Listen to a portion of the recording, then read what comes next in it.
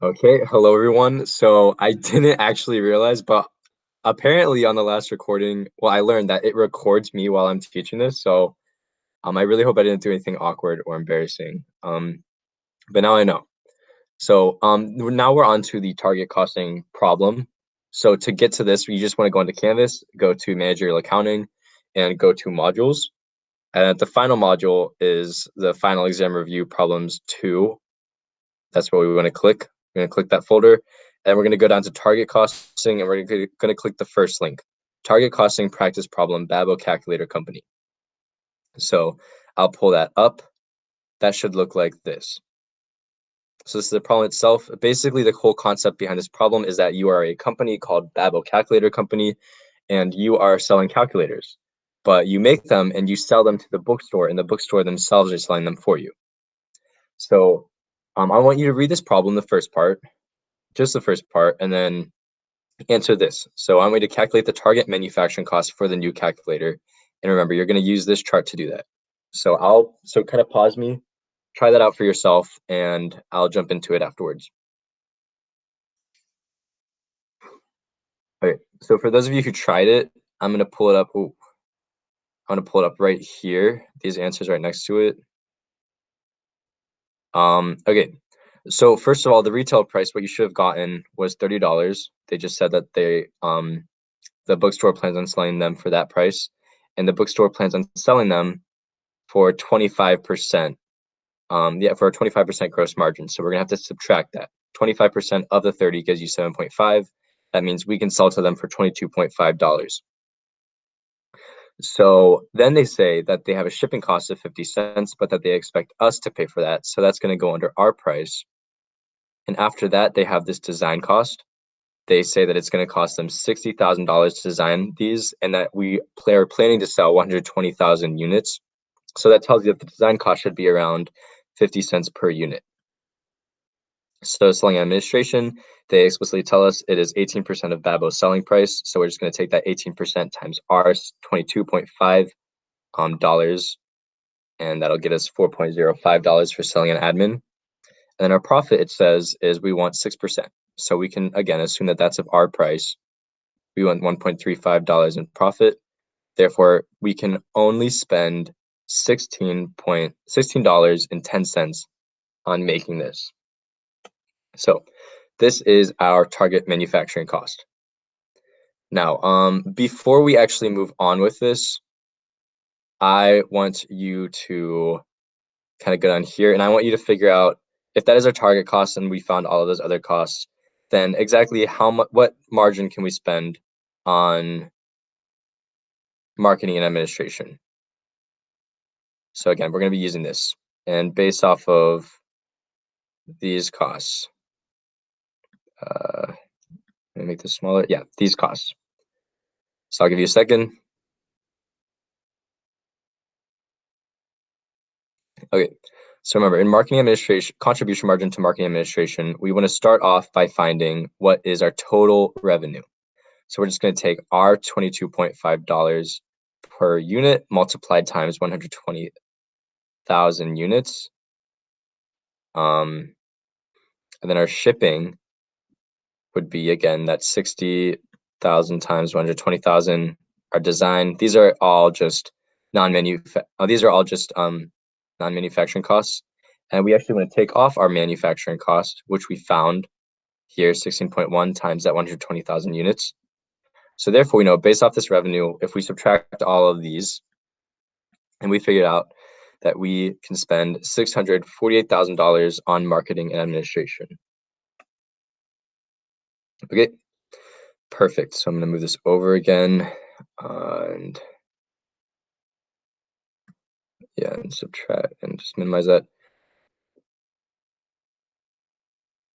So next in this problem, so we figured out our target cost so far. Next, it's asking us calculate the estimated manufacturing cost for the new calculator. And based off your analysis, what would you recommend Lauren do? Should she proceed? What should she do with it? Cut costs, increase costs? You let me know. So why don't you try working on this, figure out what is the actual manufacturing cost so far. And again, you want to use this DL, DM, and manufacturing overhead. So try this out for a little bit and pause the video, and then we'll jump into it. Okay, so to find the actual manufacturing cost, again, we want to first start with the materials. So we were given a few different materials. We were given our electronics, our keyboard, our casing, and our display, and they're at these costs per material. So our quantity, each one only needs one. Cost per quantity is this. So these are our direct materials costs. So our labor isn't given so easily. So what they did is they actually said here that it takes 6 minutes to assemble and test. So in that, the workers are paid $12 per hour plus 25% fringe benefits. So that tells us that the workers are paid $15 per hour, which is just 12 times 1.25. And to figure out exactly how much of that goes to one unit, we are just going to figure out exactly how long it takes to make each unit in terms of hours. So because this cost was given in hours, not minutes, you want to find out how much long it takes to make each unit in hours. So to figure that out, you're just going to take that 6 minutes per unit divided by 60 minutes in an hour to get 0.1 hours to make one unit. So again, this labor cost times 0.1 equals a total labor cost per unit of $1.5. And the overhead is very much the same, except for they gave you it's just $18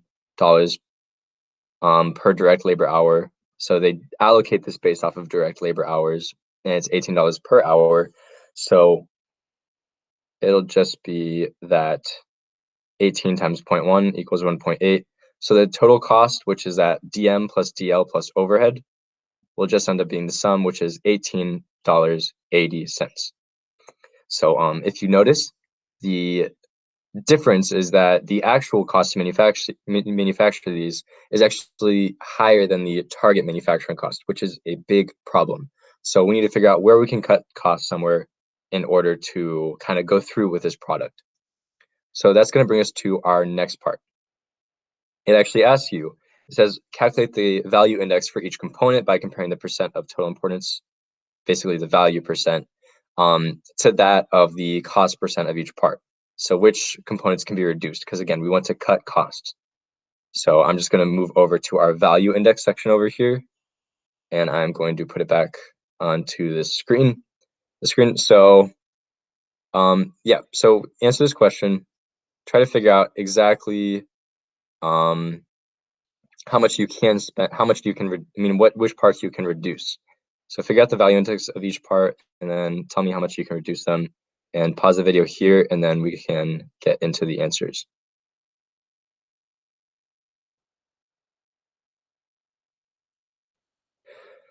Okay, so now that you all made your value indexes and your charts, I'm going to pull up the answers here.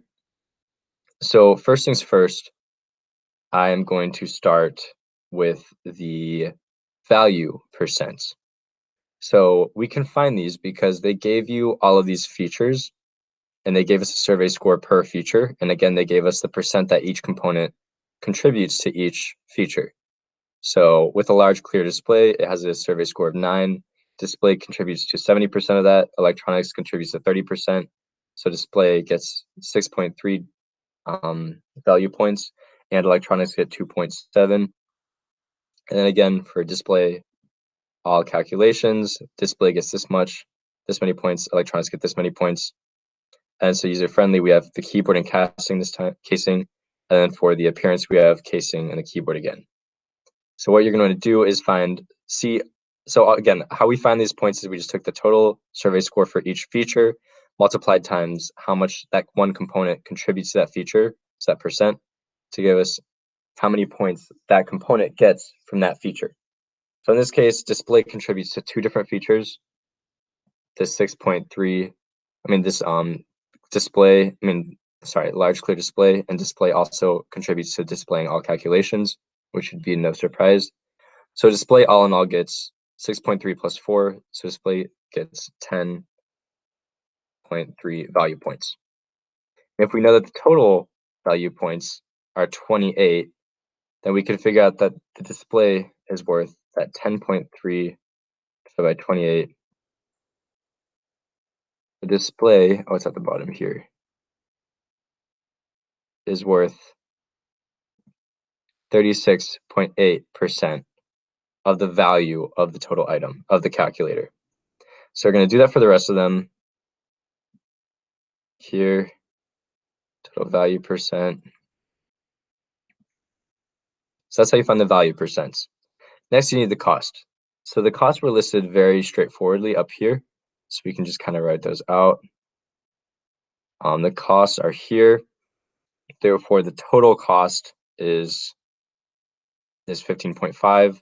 So if we take each individual cost divided by that total cost, we can get the cost percent. And so now that we have our value percents and our cost percents, again, to find the value index, all we need to do is divide the value percent by the cost percent to get the value index.